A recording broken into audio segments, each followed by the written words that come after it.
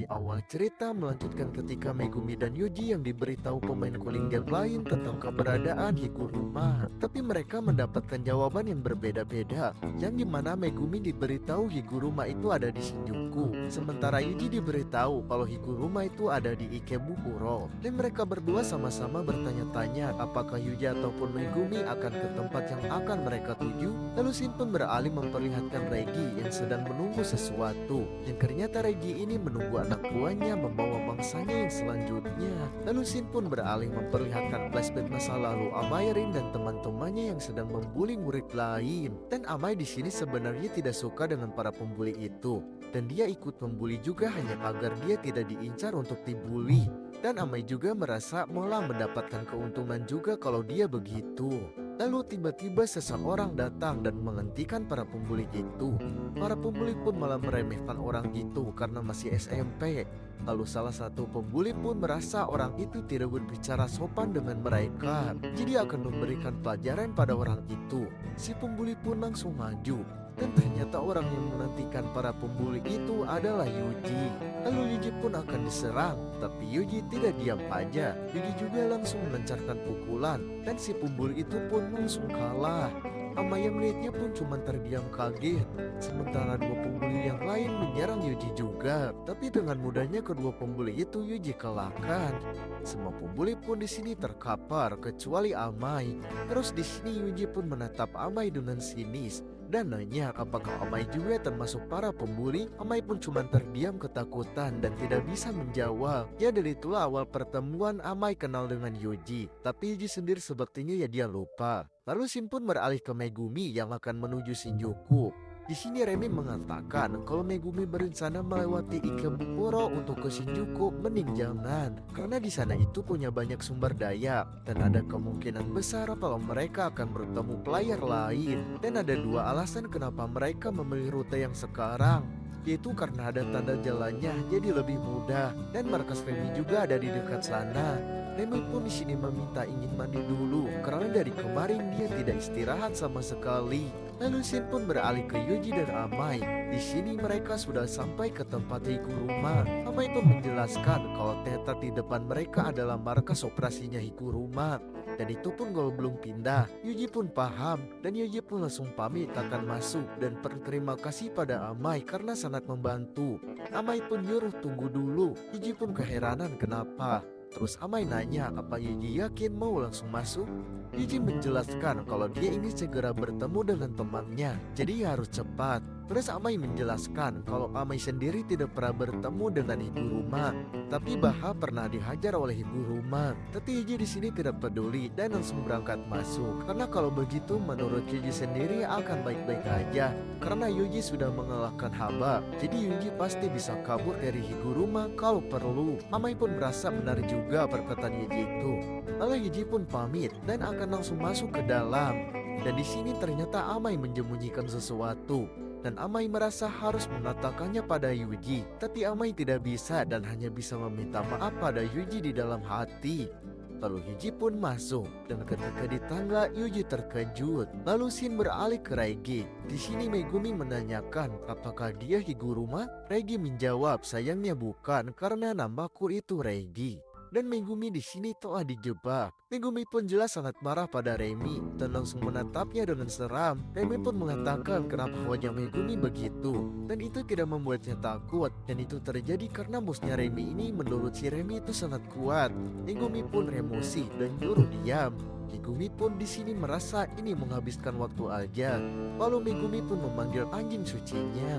Lalu Shin pun beralih ke Higuruma yang sedang tiduran di bak mandi di tengah panggung teater. Di sini Yuji yang melihatnya pun keheranan kenapa orang itu ada di bak mandi di tengah panggung teater.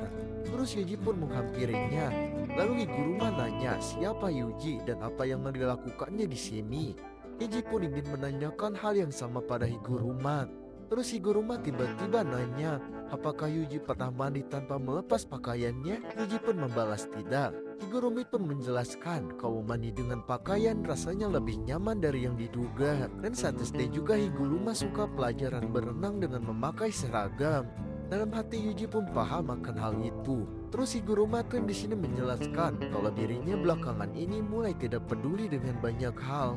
Jadi sekarang Higuruma jadi menentang dirinya sendiri untuk mencoba hal baru yang dia percaya dulu salah. Dan usianya sekarang itu sudah 30 tahun lebih, tapi Higuruma sekarang malah seperti anak berandalan. Terus nanya kepada Yuji, apa Yuji mau tertawa? Yuji pun mengakui kalau itu memang agak lucu. Terus Yuji yakin kalau orang itu adalah Higuruma, dan Higuruma pun membenarkan. Yuji pun di sini ingin berbicara dengan Higuruma. Higuruma pun nyuruh tunggu dulu dan nyuruh Yuji bayar biaya konsultasi dengannya sebesar 5.000 yen untuk setiap 30 menitnya. Yuji pun kaget mendengarnya. Higuruma pun mengatakan kalau cuma dirinya cuma bercanda dan dia itu cuma ingin berpura-pura jadi pengacara yang brengsek. Yuji pun paham. Lalu Yuji pun nanya, Higuruma punya 100 poin bukan? Dalam hati Yuji tahu Higuruma bukan penyihir dari masa lalu, dan Higuruma merupakan penyihir masa sekarang yang membangkitkan teknik kutukannya. Dan Yuji yakin Higuruma akan mendengarkannya, dan yakin masih ada kesempatan untuk negosiasi. Lalu Yuji pun langsung mengatakan ke inti tujuannya, yang dimana Yuji ingin mengakhiri cooling game ini. Mendengar itu Higuruma agak terkejut. Lalu Yuji menjelaskan takutnya Higuruma salah paham, dan maksudnya yang Yuji inginkan itu ingin membatalkan syarat untuk saling membunuh dan bukan cuma mengakhirinya. Dan untuk melakukan itu Yuji ingin menambahkan sebuah aturan dengan 100 poin milik Higuruma. Lalu Higuruma juga ingin bicara jujur pada Yuji. Itu Higuruma menolak. Yuji pun membalas, apa perkataannya itu lelucon kayak tadi? Higuruma membalas tidak, dan Higuruma bisa merasakan sedikit kemungkinan dalam cooling game ini. Dan hukum terkadang tidak berdaya. Dan bagaimana untuk aturan di cooling game ini? Dan Higuruma sendiri percaya adanya peraturan cooling game ini karena kekuatan Ryuji yang diberikan padanya juga nyata.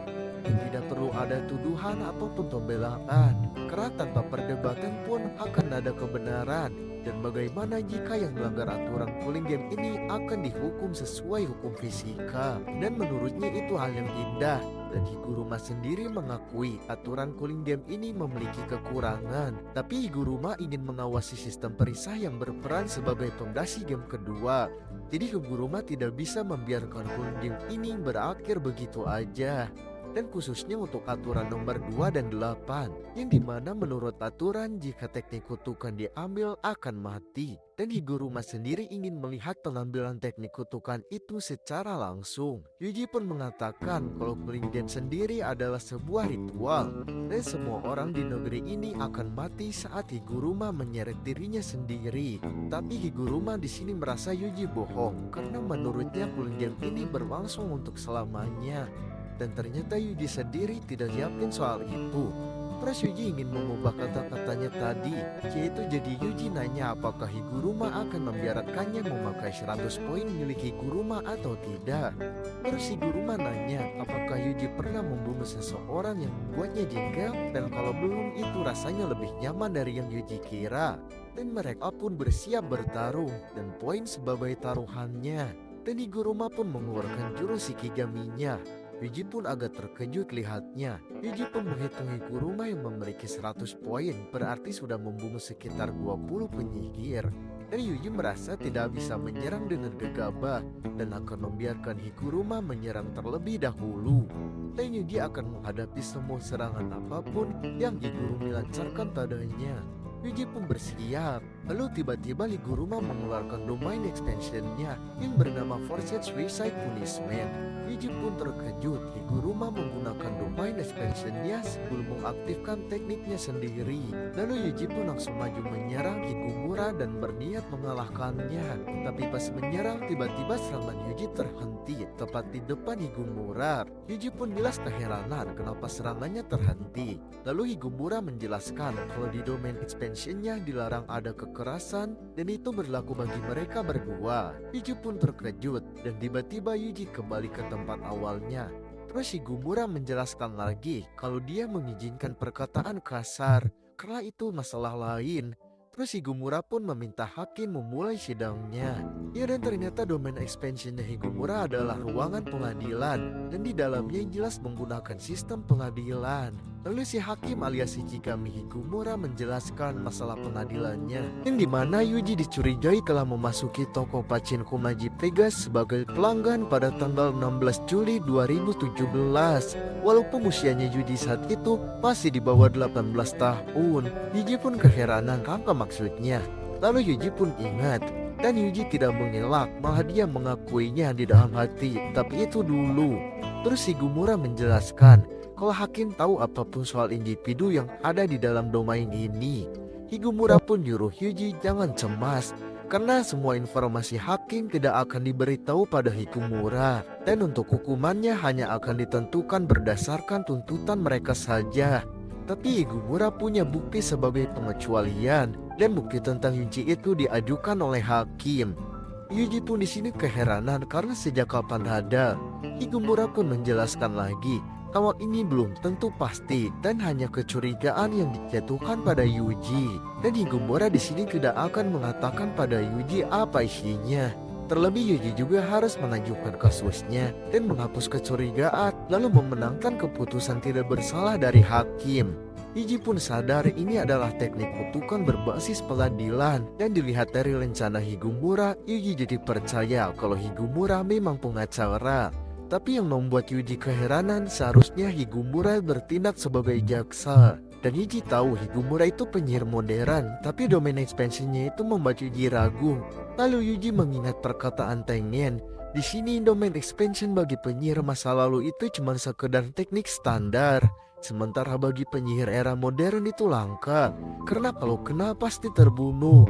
Sementara di masa lalu itu belum tentu terjadi. Dan untuk memberikan pasti kena harus membuat aturan sendiri pada subjek wilayah sendiri. Dan itu adalah standar dari domain di masa lalu. Tapi karena banyak para penyihir yang menyukai metode pasti bunuh, kondisi itu membuat sebuah domain jadi meningkat. Makanya sekarang teknik domain menjadi teknik tingkat tinggi yang membuat pemakainya semakin sedikit. Yang artinya domain ini bukan pasti butuh, jadi tidak melukai secara fisik. Dan ini membutuhkan aturan yang dijelaskan sedemikian rupa agar bisa aktif. Lalu Higumura pun menjelaskan kalau hanya ada satu kali kesempatan aja membuat pernyataan, dan itu juga berlaku bagi mereka berdua. Dan setelah Yuji selesai, Higumura juga punya satu kesempatan saja untuk membuat penyanggahan. Dan dengan bukti ini sebagai pertimbangannya, lalu terakhir hakim akan memberikan keputusan berdasarkan 6 kode. Yuji pun penasaran apa yang akan terjadi kalau Yuji dinyatakan bersalah. Higumura membalas, sayang sekali bukan dirinya yang harus menjawab pertanyaan itu. Tapi sebagai kompensasi, Higumura akan memberitahu Yuji sesuatu, yaitu Yuji punya 3 pilihan untuk diam, pengakuan, dan penyangkalan. Dan pernyataan palsu termasuk ke dalam pilihan penyangkalan. Yuji pun menyimpulkan berarti dia itu boleh berbohong. Higumura membalas kalau semua orang jujur mereka tidak butuh pengadilan. Lalu Higumura pun nyuruh Yuji katakan alasannya karena hakim tidak sabaran. Lalu Yuji pun dalam hati melakukan pengakuan. Dia mengakui pernah masuk ke toko pachinko dan Yuji senang di sana, dan Yuji yakin Yuji juga menang. Dan kalau Yuji mau ngaku tak bersalah, Yuji tidak akan bisa menghindari tidak berbohong. Dan Yuji juga harus memikirkan isi dari amplop bukti. Dan amplop itu juga belum tentu memastikan kecurigaan yang dijatuhkan pada Yuji. Yuji pun berpikir dengan kemungkinan yang akan terjadi. Yang pertama, kalau bukti itu palsu dan tidak bisa membuktikan Yuji pernah masuk ke toko pachinko, Yuji bisa memilih tetap diam atau menyangkal tuduhan itu. Dan kemungkinan yang kedua, kalau bukti itu bisa membuktikan Yuji masuk aja ke dalam toko, apa Yuji bisa buat alasan agar mereka mengampuninya? Tapi kalau itu ternyata bukti palsu, Yuji sama aja menggali kuburannya sendiri, karena Yuji mengakui telah masuk ke dalam toko itu. Dan kemungkinan ketiga, kalau bukti itu membuktikan Yuji selain masuk tapi juga bermain di toko itu, sama aja Yuji akan kalah dalam sidang ini. Yuji pun berpikir akan bertaruh untuk mendapatkan hukuman lebih ringan dengan mengaku. Tapi Yuji sendiri ragu karena takutnya di pengadilan ini tidak ada tingkatan hukumannya dan sama semua. Lalu Yuji pun menjawab kalau dia itu memasuki toko pachinko Maji Pegas, tapi Yuji hanya meminjam kamar kecil karena Yuji kebelet berak. Jadi Yuji mengaku tidak bersalah, dan Yuji di sini membuang kemungkinan nomor 3. Dan Yuji tidak tahu apakah peringatan hukuman juga dipertimbangkan di sini. Tapi yang jelas Yuji yakin ini akan memberi kesan baik pada Yuji. Lalu Higumura pun akan membalas dan mengeluarkan bukti dari amplop buktinya, yang ternyata isinya itu adalah foto di hari insiden yang diambil dari kamera CCTV toko kelontong di dekat Manji Pegas, yang dimana saat itu Yuji menukar uang hasil menangnya. Dan semua ciri-cirinya sangat sama dengan Yuji. Yuji pun di sini pasrah. Higumura pun mengatakan kalau saat ini Yuji sudah ketahuan memang memasuki Manji Pegas. Dan foto ini juga membuktikan alasan ke kamar mandi tadi sangat meragukan. Dan kemungkinan besarnya Yuji memang main di toko itu. Walaupun usianya masih di bawah 18 tahun, Yuji pun keheranan kejahatan apanya. Higumura pun menjelaskan kalau toko itu dengan jelas menolak pelanggan di bawah 18 tahun. Jadi kejahatan Yuji itu adalah masuk tanpa izin di pasal 130 akan tindak kejahatan. Tapi secara hukum karena di bawah hukum bisnis hiburan anak di bawah umur sendiri tidak akan bisa secara langsung dihukum. Yuji pun merasa itu tidak adil dan Yuji sadar ini kemungkinan ketiga dia, yang dimana alasan apapun yang Yuji buat akan percuma aja. Sementara Higumura keheranan apa yang Yuji bicarakan, karena di Jepang berjudi itu ilegal. Toko dan kasir penukar hadiah adalah subjek beberapa dalam hukum. Bahkan ada kasus juga di mana beberapa toko memakai kasir penukaran yang sama. Dan Yuji cuma dicurigai atas memasuki Manji Pegas. Dan harusnya yang Yuji lakukan adalah menyangkal tuduhan itu dengan mengatakan aku bahkan tidak pernah mendengar nama toko itu. Lalu hakim mengatakan tunggu, karena kejatuhan hukuman masih belum diputuskan. Lalu hakim memutuskan Yuji bersalah dan hukumannya adalah penyitaan. Lalu tiba-tiba domainnya menghilang dan Yuji pun kembali ke dunia asli. Dan Yuji di sini keheranan karena dia diputuskan bersalah, tapi tidak ada yang berubah. Lalu tiba-tiba Higumura menyerang Yuji dengan palu hakim.